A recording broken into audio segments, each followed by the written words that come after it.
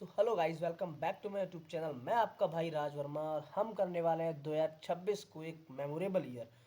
क्योंकि इसमें हम भाई बहुत वैकेंसीज आने वाली हैं। पूरा एसएससी है, UP police, home guard, UPSI, CGL, CDS, बहुत एग्जाम्स हैं भाई। 2026 को एक मेमोरेबल ईयर हमको बनाना ही है। But how? मेन भाई क्वेश्चन यही है कि कैसे।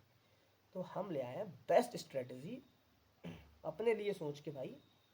क्योंकि साल भर से 6 महीने से मैं कोर्स कंप्लीट कर चुका हूँ, वो भी हिंदी लैंग्वेज में। बट अभी जब हमने देखा एसएससी का जो पैटर्न है वो पूरा का पूरा इंग्लिश में है, तो इसको अभी हम इंग्लिश को भी लेंगे। बट हम यूपी पुलिस को लेके चलेंगे ही चलेंगे, क्योंकि यूपी पुलिस का एग्ज़ाम अप्रैल मई जून में होना ही है, कंफर्म हो गया है। तो हमारे लिए मतलब मेन टारगेट ये जो है वो है यूपी पुलिस। बट हम कैसे करेंगे? और बहुत सारे एग्ज़ाम्स भी हैं। तो how can we crack exams like upcoming 2026 exam? भाई हम ले आए हैं बेस्ट स्ट्रेटजी, अपने अकॉर्डिंग लेके आया हूँ भाई मैं। सबके लिए नहीं हो सकती, बट मेरे लिए ये, मैं इसी माइंड सेट से वर्क करने वाला हूँ। तो मैं ये आपके साथ शेयर करता हूँ भाई, दिखाते हैं कैसे। जैसे भाई सबको पता है कि यूपी पुलिस का जो एग्ज़ाम आया है, 32679 पद आ गए हैं इसमें।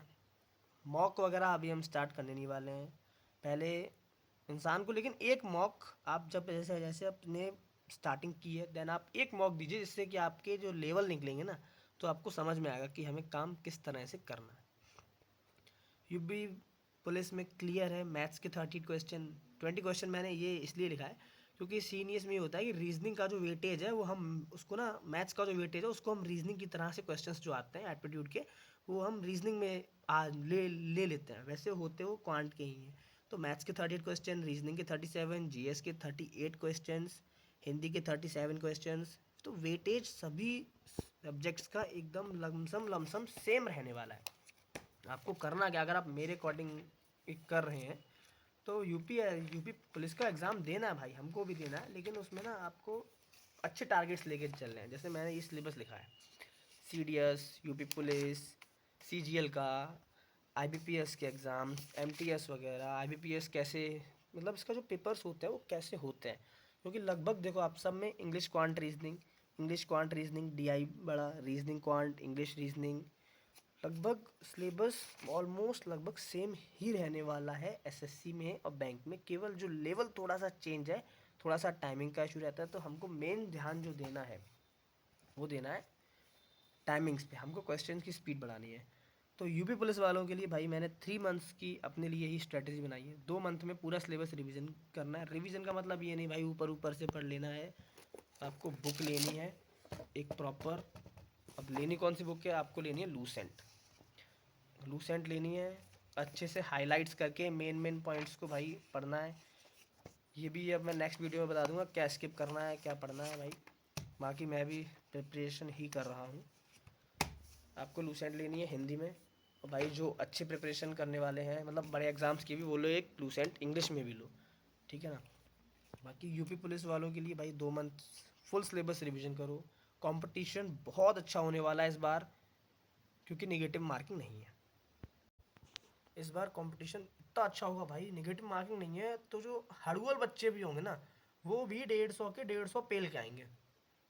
अब तुक्के में भी लगेंगे कुछ, और कुछ वैसे भी लगेंगे भाई। जो पढ़ेगा वो भी लगेगा, और जो तुक्के वाले होंगे वो भी लगने के चांसेस हैं। इसलिए आपको बहुत ही अच्छे से स्टडी करनी है, बहुत अच्छे से। बाकी भाई टारगेट रखना है अपने को लगभग 120 एंड 130 के बीच में। क्योंकि जो मार्क्स कटने हैं वो सिर्फ जीएस में जाने चाहिए, हिंदी, रीजनिंग, मैथ्स में, तीनों में सेम रहनी चाहिए। बाकी मैं आपको बताता हूँ आपको पढ़ना कहाँ से है, मेन चीज़ ये थी। तो आपको बताते हैं, आदित्य सर का ले लो वीओडी बैच। भाई कोई वैसे नहीं बोल रहा हूँ, मैंने खुद ले रखा है।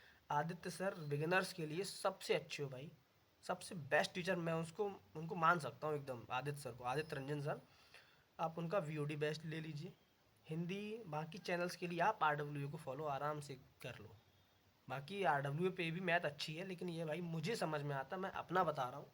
मैं किसी और टीचर को लेके वो नहीं कर रहा हूँ, ना कमेंट्स कर रहा हूँ कुछ। बाकी मैं अपनी अपनी मैंटेलिटी बता रहा हूँ कि मुझे यहाँ से पढ़ना सूटेबल लगा। और जो भाई नवीन सर तो है ही हिंदी के लिए बेस्ट।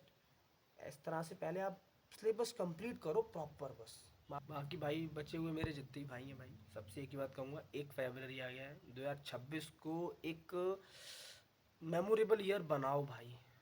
2026 को बनाना ही बनाना है। ये ठान लो कि थोड़ा सा कम सो, थोड़ा कम घूमो, थोड़ा कम सबको टाइम दो, क्योंकि हम फैमिली को टाइम देंगे और हम अगर नौकरी नहीं लेंगे तो एक टाइम पे आके फैमिली ही हमको गिल्ट देगी कि तुमने नहीं कर पाया। तो भाई मेरी बात को समझो, क्योंकि जो गलतियाँ मुझसे हुई हैं मैं नहीं चाह रहा मेरे भाइयों पे भी हो, तो मैं इसलिए बता रहा हूँ आपको, भाई मत करो।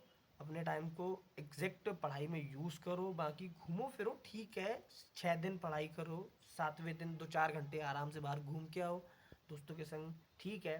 लेकिन भाई स्टडी, आप जो टारगेट्स बनाओ, डेली टारगेट्स बनाओ, शॉर्ट गोल्स बनाओ। बाकी बस भाई ऐसे ही लगे रहेंगे। ऐसी वीडियोस देखने के लिए हमारे साथ बने रहें, चैनल को लाइक करें, सब्सक्राइब करें।